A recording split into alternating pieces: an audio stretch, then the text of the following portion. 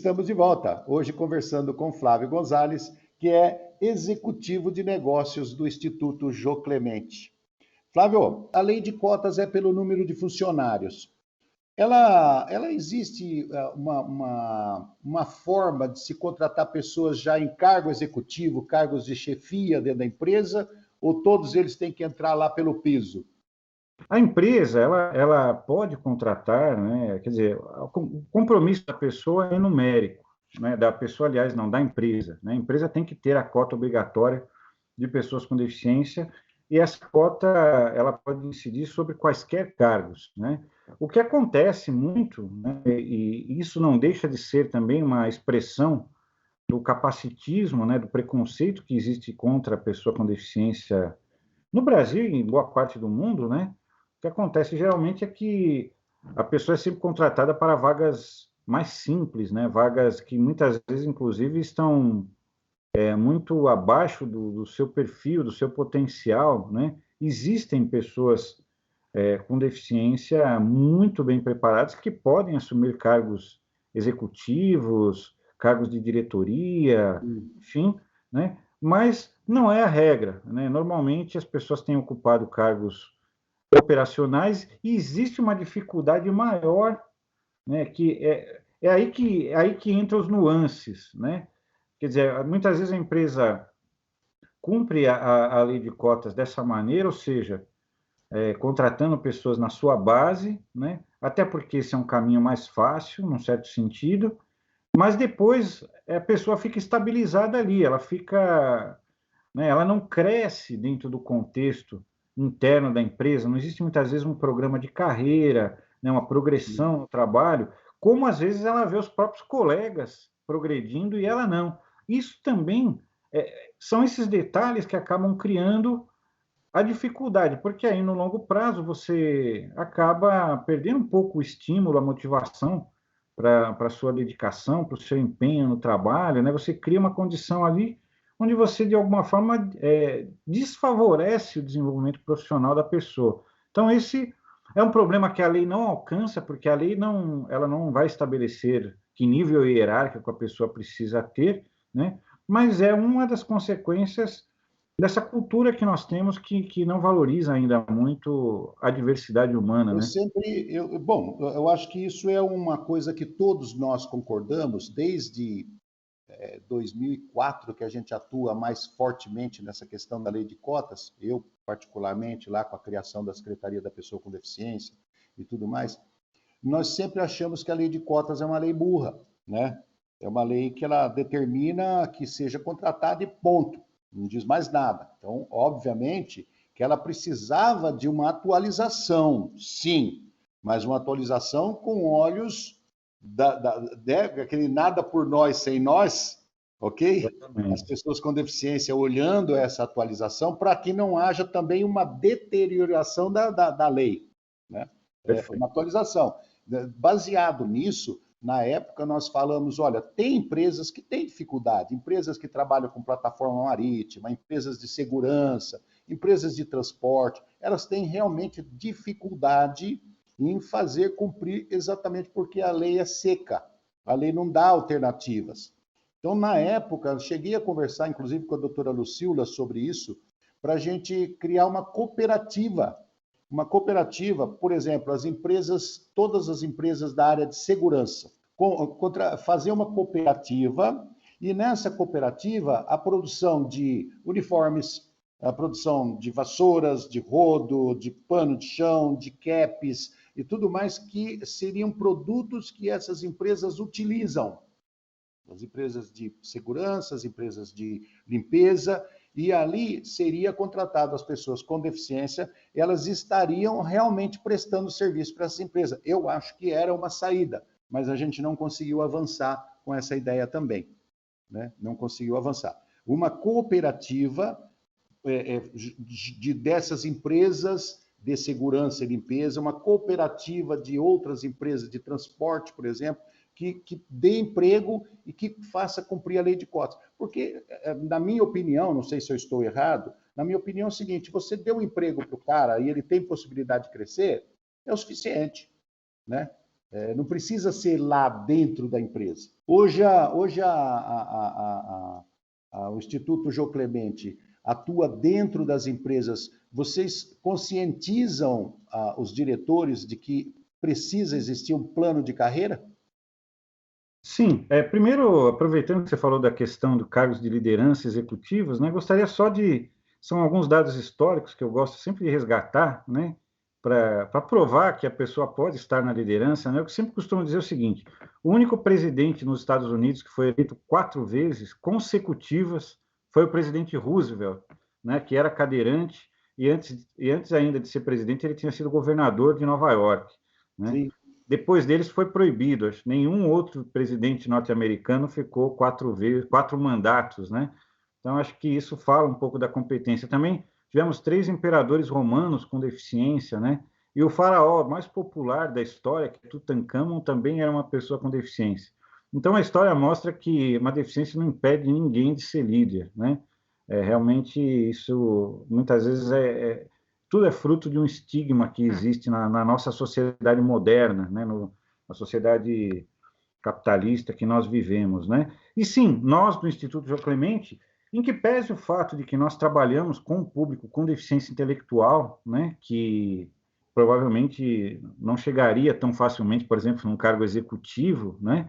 Mas que também isso não quer dizer que ele não possa crescer dentro das empresas, né? Nós temos muitas experiências bem-sucedidas com empresas que vão fazendo dentro da possível ali dentro da sua política interna de cargos e tal, vão fazendo uma progressão da pessoa com deficiência intelectual e desafiando essa pessoa a se superar, né, a realmente ir desenvolvendo novas habilidades, como qualquer outro Sim. trabalhador é desafiado, né?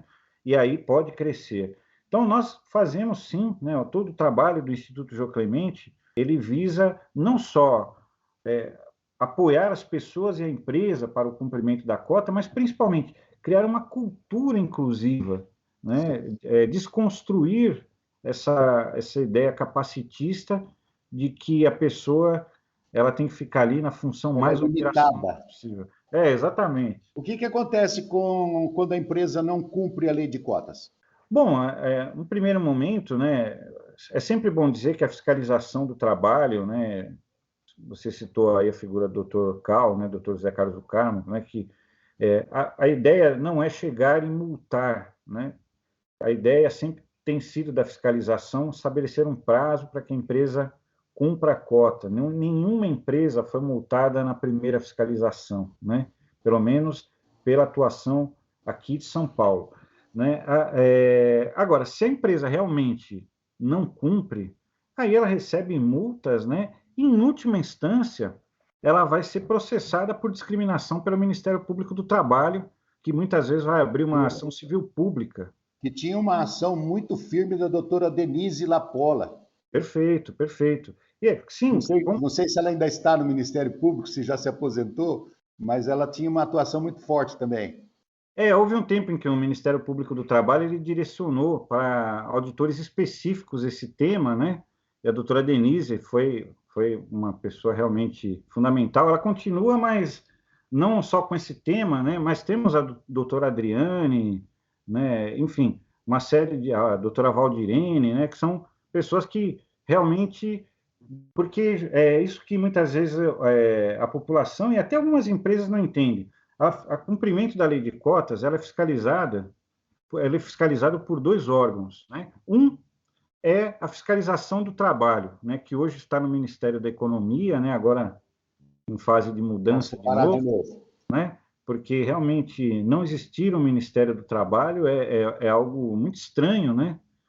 Infelizmente isso está voltando por outras razões, talvez que não sejam tanta preocupação com o trabalhador, mas a fiscalização do trabalho, ela, por definição, ela vai cobrar o cumprimento dessa lei, né? E o Ministério Público do Trabalho, ele fiscaliza também essa lei, porque um dos papéis do Ministério Público do Trabalho é o combate à discriminação. Então, se a empresa, ela insiste em não cumprir a cota, tem empresa que fala, não, eu pago a multa e tal, além dessa multa ir subindo cada vez mais, não é? o Ministério Público pode denunciar a empresa, né, e ser movido uma ação civil pública, porque eu lembro, eu sempre gosto de fazer esse percurso, né, a proteção ao trabalho, ao direito ao trabalho da pessoa com deficiência, que é um direito humano, ele está na Constituição, no artigo 7º da Constituição, que proíbe, né, a discriminação ao trabalho da pessoa com deficiência, e no ano seguinte, como uma primeira regulamentação, né, a nossa Constituição de 88, em 1989, foi publicada a Lei 7.853, ainda em vigor, que determina, quando caracterizada, né, a discriminação ao trabalho da pessoa com deficiência quanto a critérios de admissão e salário, inclusive a punição de 1 a 4 anos de reclusão, além da multa, né? Então, a discriminação ao trabalho da pessoa com deficiência é crime, né?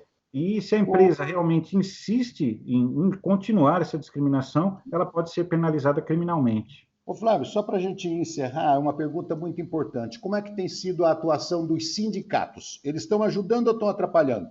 Olha, os sindicatos, né, sempre que se fala em sindicatos, gosto de me lembrar de uma figura muito importante no movimento de pessoas com deficiência aqui de São Paulo, que é o Clemente, né, Carlos Aparício Clemente, né, do Sindicato dos Metalúrgicos de Osasco, né, que foi um dos fundadores do Espaço da Cidadania e que tem tido uma atuação fundamental, né, de defesa realmente da pessoa com deficiência, inclusive do trabalho preventivo que tem que ser feito nas empresas, porque uma das causas da deficiência também são os acidentes e as doenças ocupacionais, né? Então, os sindicatos, eles têm realmente um papel importante nessa questão, muitas vezes têm contribuído, mas não na intensidade que nós gostaríamos, né? Nós entendemos, isso é uma queixa que nós temos, né, inclusive enquanto como movimento de pessoas com deficiência, que a invisibilidade do tema pessoas com deficiência, ela chega